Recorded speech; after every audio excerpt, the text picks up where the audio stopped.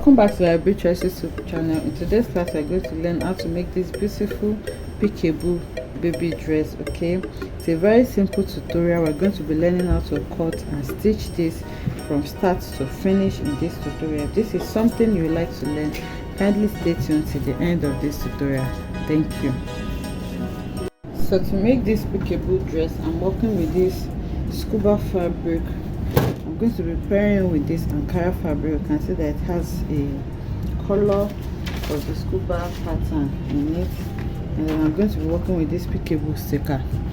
So now I'm going to set my materials aside and then draft the pattern on a paper because my stroke was not showing well on the scuba fabric. So the total length of this dress is going to be 20 inches. So the first layer is going to be around 13 inches. That's the Ankara.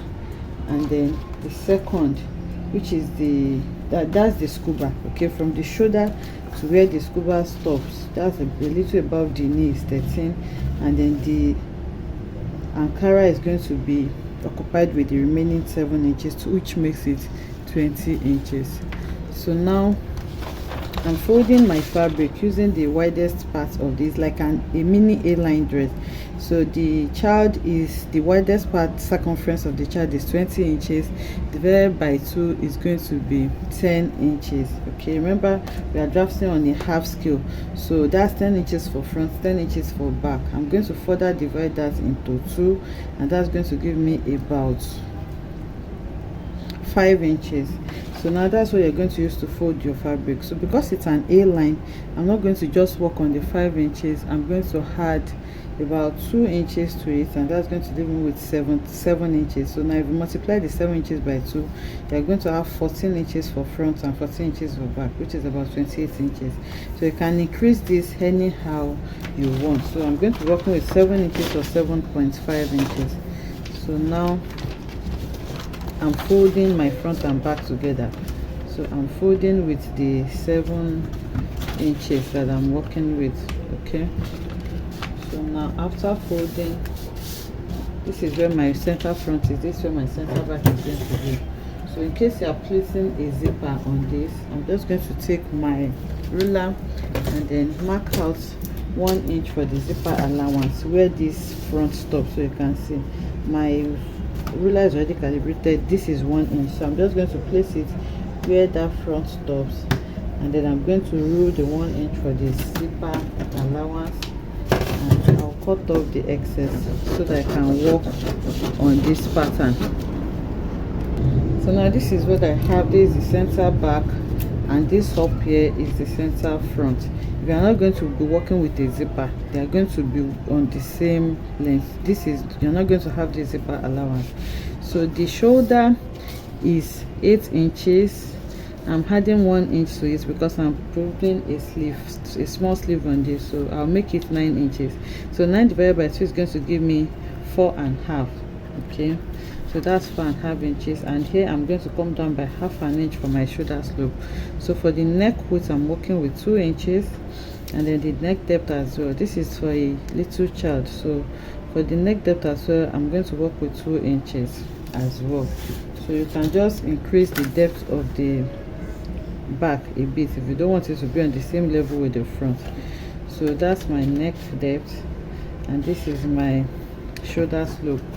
So for my armhole, I'm going to measure 4.5 inches. Okay, from where my shoulder slope stops, 4.5 inches or 4 inches. I don't want this too wide, okay, because the sleeve does not actually go round. So here to get your round armhole measurement, you're going to use your bust, that's the round chest, which is 20 inches divided by 4 is 5, and then I'm going to add 1 inch or 1.5 inches allowance. I'm going to add 1/2 inch for ease and then 1 inch for allowance. So there I'm going to draw my armhole curve. Okay, you can get a better curve if you have. So that's my armhole curve there, and then from there I'm just going to take it down for my A-line to the hem. So that is all we need for this drafting. So after drafting it, I'm going to go ahead and cut out this pattern that I have, and then I'm going to cut it out on my fabric. So when you are cutting for your front, remember to put it on fold. So for the back, I think I'm just going to raise it a bit, and then the front is going to be the 2 inches, so you can see. So when you are cutting your front on this center fold, you make it to be on fold. I'll go ahead and cut this for my front, and then 2 of these for my back. So I have gone ahead to cut it out. You can see I have 2 pieces for the back, and then I have 1 single piece for the front, which was cut out on fold. So this is what I have. So now I'm going to go ahead and cut my Ankara, and to cut my Ankara I'm going to be working with the hem. Remember, it's going to be sewn to the hem of the scuba fabric. So now I have around 15 inches for the front, 15 inches for front and 15 inches for back is going to give me 30 inches. So I'll just multiply this 30 inches by 2, or you can multiply by 2.5 if you want it to be really full, and that's going to be the length of the fabric, and then the width is going to be the 7 inches that we need to complete this, plus our seam allowance. Okay, so I've gone ahead to cut out my Ankara fabric as well, and then I multiplied this by 3, so that gave me 90 inches. And you know Ankara is by 45 inches, so I cut 2 of these to join together to make up the 90 inches, and the length is 9 inches. I added 2 inches allowance. I'm going to be using like 1 inch to fold on the hem, and then I'm also going to sew it to the scuba fabric. So I'll take this to the sewing machine now and start to sew. So basically, just like we join our regular pieces, I'm going to place it like this. I'm going to join the shoulder to the shoulder, and then I'm going to join it on the side as well before I sew my Ankara to it. So I have gone ahead to sew it. You can see this is the shoulder joining, and this is the side, so you can actually seg it here or use your bias to turn it, but scuba fabric don't frill, so I'm just going to leave mine like this. So this is what it looks like on the upper part. So for the sleeve, I've already fixed the sleeve, but I just thought to show us how to cut this sleeve as well. So you can see I have fixed this one, and then I turned it in with my fabric bias so that it can be neatly finished like this. So now to cut the sleeve, I'm just going to put my paper on fold like this by the amount of, so I'm putting it on fold by 10 inches. So 10 times 2 is going to be 5 inches. So I have 5 inches here measured, and then the length that I'm going to work with is going to be around 4 inches including seam allowance. So after connecting it like this, what I'm going to do now is to draw like an arc to meet my 5 inches, just like that. And then after drawing the arc, I'm going to bring in my scissors, and then I'm going to cut this out. So when you cut it out, this is what it's going to look like. So now I don't want this place to be too sharp, so I'm just going to blend it in. So when you have it like this, what you're going to do now is to go ahead and hem it on this part, this straight lower part. So after hemming it, what I'm going to do now is to gather this part to the space that I'm going to put it, and you can see that it doesn't go all the way around the armhole. It just goes around 2 inches from your shoulder. So from the shoulder now, it came down by 2.5 inches. So that's a total of 5 inches for both front and back. So you're going to gather this to that 5 inches, and then you sew it around your armhole. So after sewing it around the armhole, you are going to go ahead and turn it with your bias so that it can be neatly finished like this. So that was how I cut the sleeve. So now after cutting my sleeve, this is the lower part. I'm going to go ahead now and pleat this lower part to the hem of the dress, and then after pleating it to the hem of the dress, I'm going to fix my zipper. That's if you want to use a zipper for this. If you're not using a zipper, you can just make a buttonhole and add your button.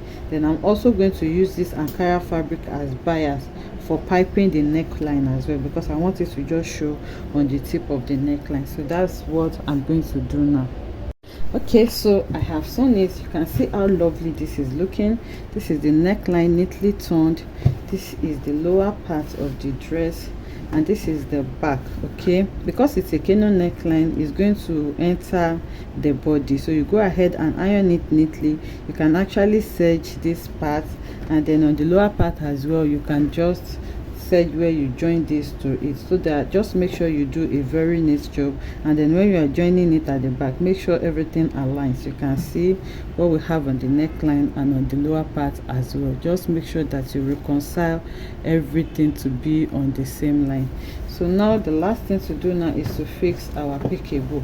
So for those that have bought the sticker and are asking how to fix the peekaboo with their regular pressing iron, so I'm going to record the video for them. I'm going to drop the link on the description box because I don't want this video to be too long. So I'm just going to do a quick, maybe 2 minutes or 3 minutes video on how you can do this using your regular pressing iron. So I'm going to go ahead now and place this design, and then I'll bring it back to show us what it looks like. Okay, so now the design is there already, and this is what the dress look like. You can see how beautiful this is, and you can see that it is placed in such a way that makes it look like the baby is peeping from under the joining here. So I hope you enjoyed making this beautiful tutorial with me. The tutorial on how I was able to do this using my regular pressing iron is already uploaded on the channel. The link will be in the description box down below. So I will see you in the next one. Bye.